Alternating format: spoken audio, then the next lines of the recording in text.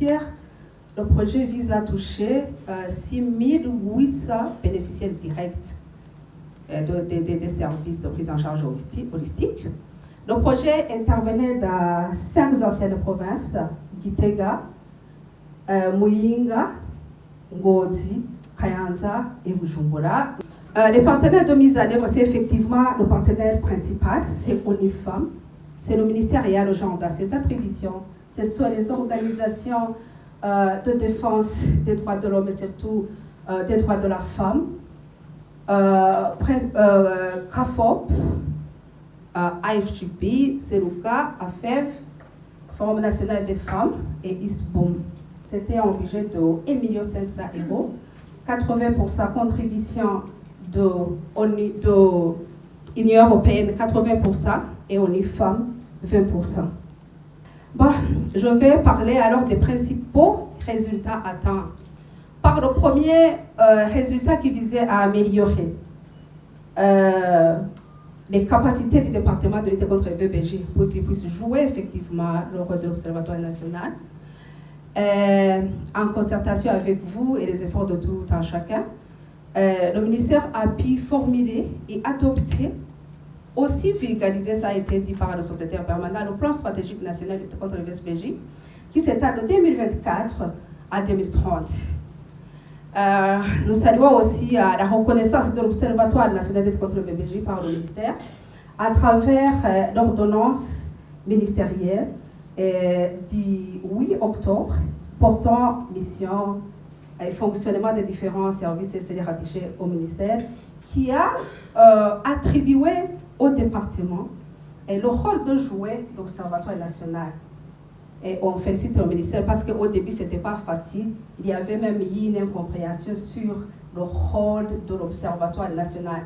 Maintenant qu'on a déjà cette reconnaissance dans le cadre de l'OGA, c'est un pas d'OGA et il y a lieu de nous féliciter.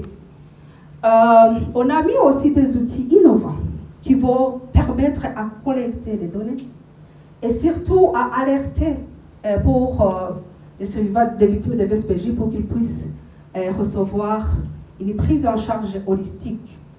Et on a aussi mis en place une plateforme digitale qui va faciliter la coordination des interventions qui est dénommée FAJA. Et pour le moment, 123 organisations étaient déjà enregistrées dans cette plateforme. Le projet aussi a appris à mettre en place la bibliothèque numérique pour faciliter l'accès aux informations, l'accès aux données. Parfois, je sais que la plupart de vous manquent des données pour élaborer des projets et les données ne sont pas publiées.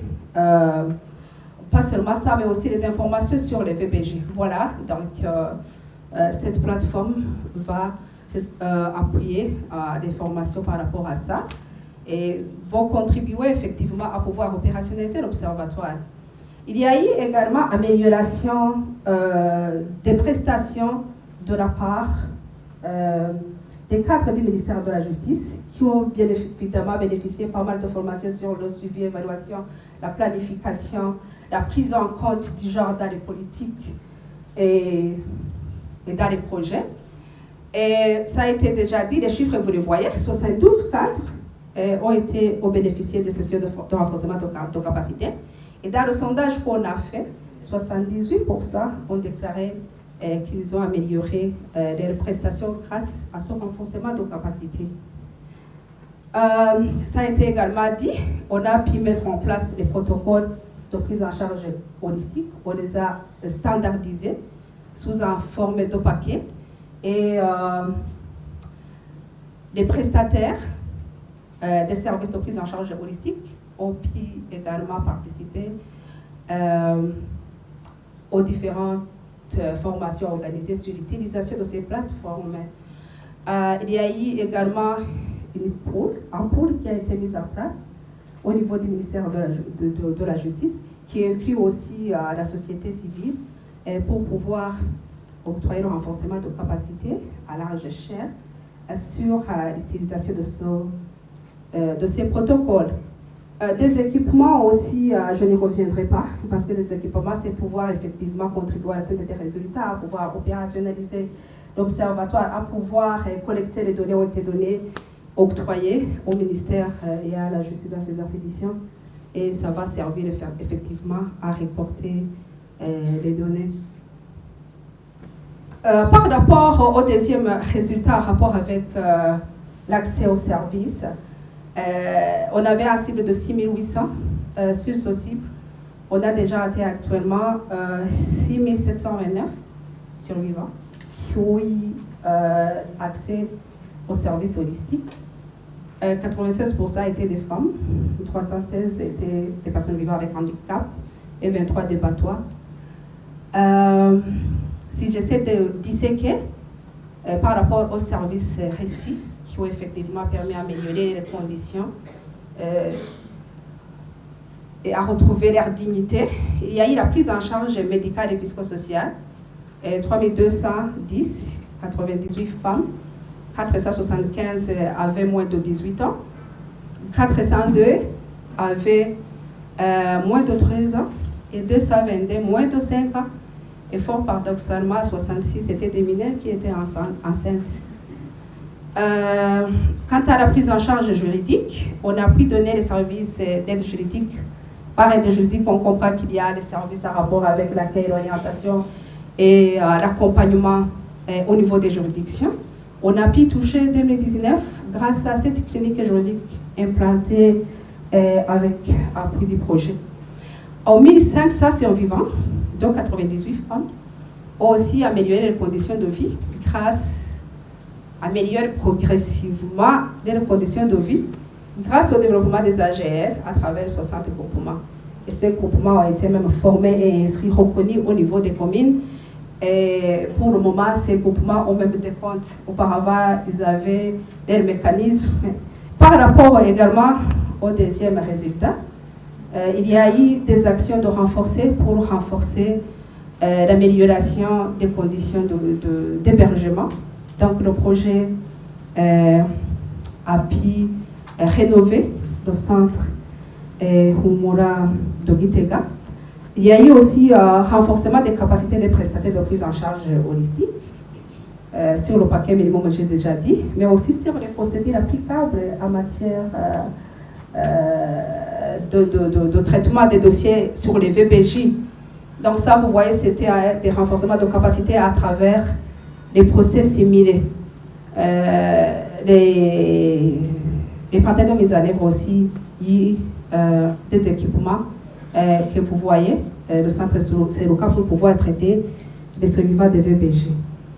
Pour le troisième résultat, c'est par rapport au changement des normes sociales discriminatoires qui restent un défi.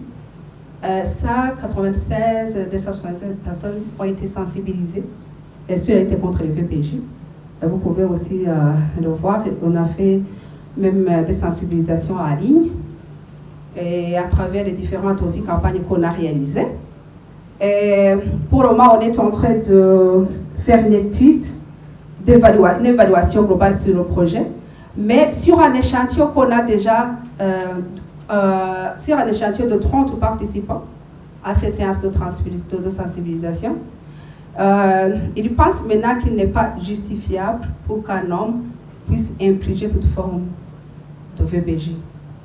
80% des 30 consultés affirment maintenant qu'il n'est pas justifiable qu'un homme puisse infliger toute forme de VBJ.